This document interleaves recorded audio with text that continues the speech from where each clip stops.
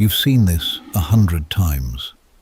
A bird calmly perched on a rhino's back, picking away at its skin while the giant animal barely reacts. It's one of Africa's most iconic images.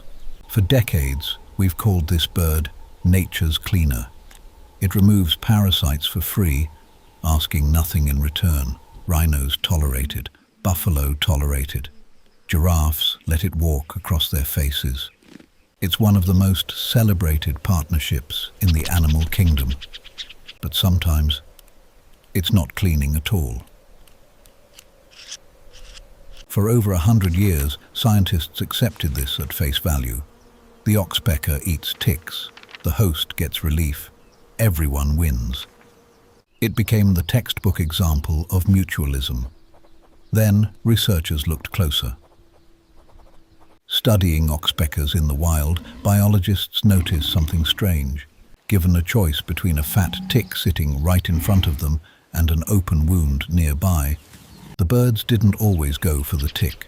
Again and again, they chose the wound. Sometimes they kept it open, returned to it day after day, like a feeding station they'd created for themselves. Scientists gave this behavior a name: wound feeding.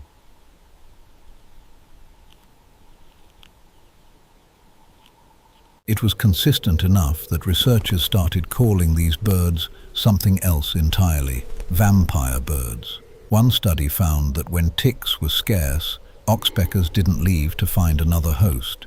They stayed and fed directly on blood instead. Other researchers watched oxpeckers walk straight past visible ticks toward an open wound. For the animals wearing these wounds, the cost is real. Wounds that should heal in days can stay open for weeks.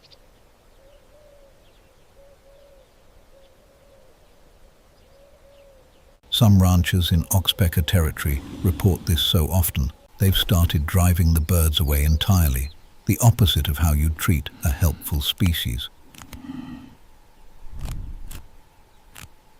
So which is it?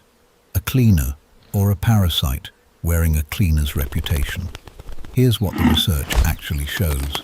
In the vast majority of interactions, over 90% of the time, oxpeckers really are doing what we always believed: picking ticks, removing dead skin and dandruff, providing a genuine, measurable benefit.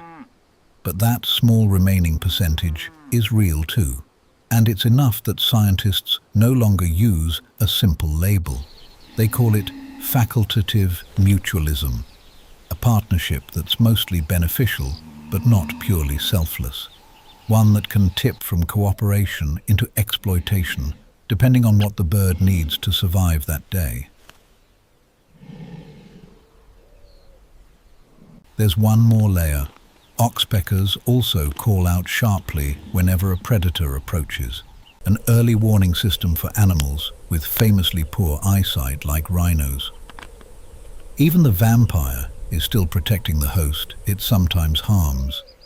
Nature rarely gives us a clean answer. The oxpecker isn't purely good, and it isn't purely a parasite in disguise.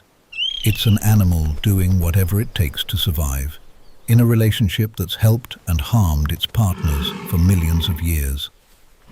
So, helper or secret vampire? The truth is, it's never been that simple. And maybe that's exactly what makes this one of the most fascinating relationships in the animal kingdom.